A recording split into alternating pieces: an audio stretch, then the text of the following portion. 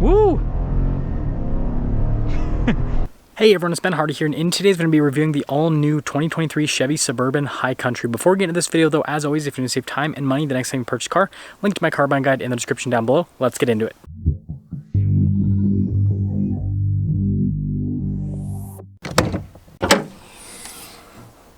Under the hood, we have a naturally aspirated 6.2 liter V8 that goes through a 10-speed automatic transmission. Fuel economy is 14 around town and then 18 on the highway, with power outputs being 420 horsepower and then 460 pound-feet of torque.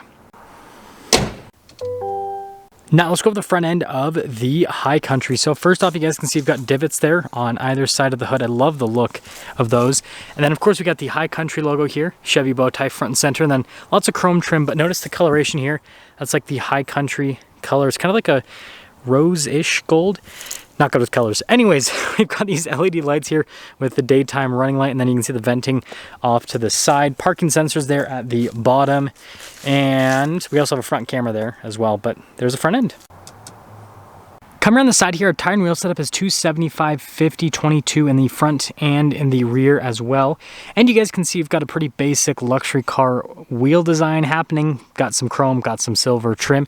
Now some fun stuff. This has the magnetic ride control as well as air suspension. This is raised into the higher ride height setting.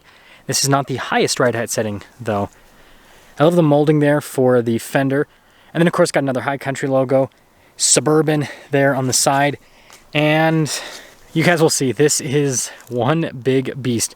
Notice the chrome trim there that goes around the windows, and there you go. So here's a key fob for the Suburban. We have the Chevy bow tie there on the back. We have our unlock function, lock function, remote start, the opening for the hatch, and then the opening for just the window. So we'll press this a couple times, and it'll pop it right open. And then popping inside here, first off, you guys will notice the storage space underneath. I guess there's a Costco receipt back there. I mean, that's fitting of a Suburban.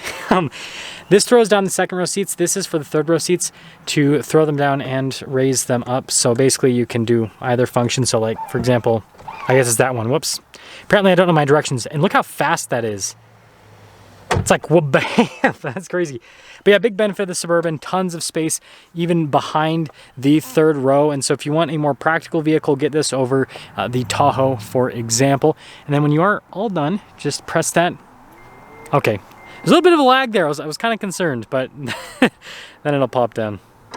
Let's finish things up with the rest of the rear. So you guys can see Suburban logo here on the back, and you're probably wondering why this doesn't have a license plate. Well, it was stolen off of the vehicle while I was at a parking lot. So if you guys happen to see a manufacturer Michigan plate here in Utah with the number 086M416, then yeah, report that to police. Anyways, you guys can see here with the taillight design, it's like half of the Chevy bow tie. I think it looks really cool. And then look at the sporty exhaust tips down below. Parking sensors there on the bottom, and then this is a bezel that covers the receiver hitch.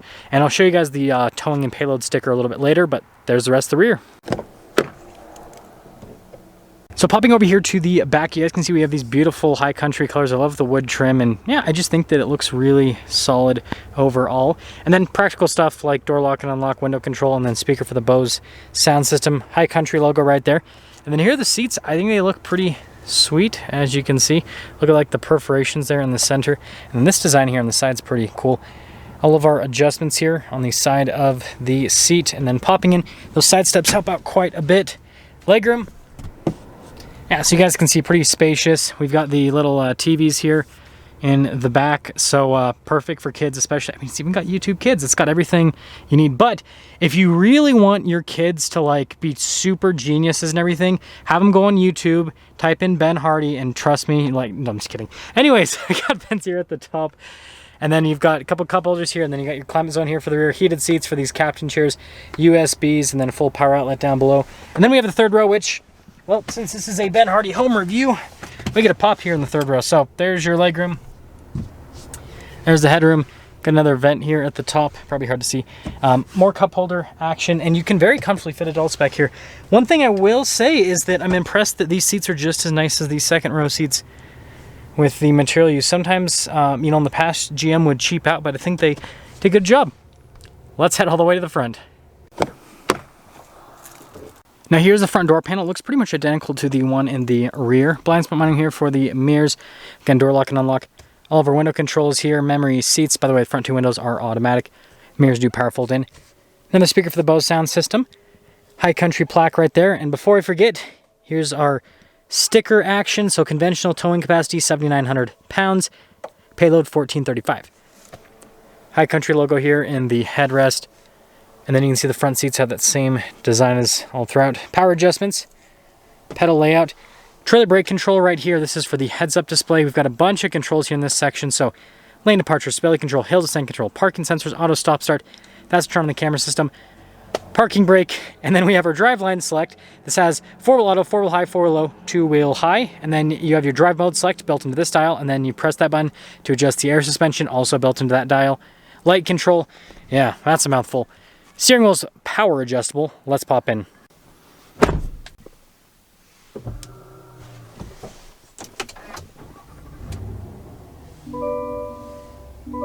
So here's a single with the High Country. We've got nice leather trim all around, darker stitching on the center portion, and then again with the High Country colors, right? Cruise control here, and then, by the way, is adaptive cruise control if you guys are wondering. Heated steering wheel button, and then voice command controls for the center stack. Turn signal / windshield wiper stock. There's a steering wheel. So here's the center gauge cluster, full digital gauge cluster, as you can see. And before the plate was taken off, I was able to drive this 142 miles and get 18 miles per gallon, if you guys are wondering. Aside from that, I think it looks great. You can see different stuff like music, all that kind of stuff, navigation, pretty standard. But we do have some different drive modes. We've got a normal, sport, off-road, and then a tow haul mode, and then we have different modes for the air suspension. Again, press the air suspension button. So right now we're increased, and then you can go to maximum ground clearance from this. Oh, I went back to the drive mode select. This is where things get a little bit complicated, but maximum, and then on the other side we've got normal, and then we have entry, exit that you can go between. If you guys are wanting to be in maximum, or to get into maximum, rather, you have to be in 4-wheel low. So here's our center infotainment screen. First off, if we pop it into reverse, we do have a backup camera that, well, was supposed to pop up. There we go. Trajectory lines turn the steering wheel, but has Chevy's full 360 camera system, so you can see out of every single angle of the Suburban. You guys know I'm a huge fan of the camera system. Now moving to the rest of the screen, we have a shortcut bar here on the side, and then you've got the main screen there in the center. Pretty easy to use, as you can see. Well, I guess I was trying to swipe the wrong way. Has Apple CarPlay and Android Auto, and yeah, I like it. We have our transmission selector here with all of the buttons and pull tabs and everything, and then your L, which is kind of like your manual mode. Vents down below, and then you guys can see that brown leather trim is literally all over. We have our random storage cubby there off to the side, which is always fun. Analog controls for the radio. Climate controls, again, you've got the rear climate, which you can press that and you can adjust the rear climate here from the front. Heated cooled seats here in the front. Wireless phone charging pad there with USB action, everything. A couple cup holders, and then we've got the center console set up here with our headphones there for the rear. Chevy headphones, that's awesome. And then notice again more leather trim here. The storage space on the side. And there's the glove box. Pretty normal setup. This also has the camera mirror as well. And then we do have a panoramic sunroof here at the top. If you guys are wanting controls for the center, for just right here in the center, and then that's for like the hatch, and then for the seats to throw them down. Universal garage door openers, you know, all the works. So here's our warranty sticker for this Suburban High Country. You guys can see 3 year 36,000 mile on the basic warranty, 5 year 60,000 mile on the powertrain. And a lot of this stuff comes standard with the High Country. It starts at $78,300. This has the deluxe package, which you can see adds a few more. Max trailering as well, that's pretty cool. Wow. Anyways, we've got the rear media system. Now, I feel like that's kind of a hit or miss situation for most people. Like, you're either going to really love it because, again, it's very well integrated, or you're just not going to love it because your kids are going to be in their iPads anyways. So, yeah, I guess pick your battle. Do you want to spend $2,000 on a media system or $2,000 on iPads? Total MSRP is $86,250 after all options on this one. Let's see how it drives.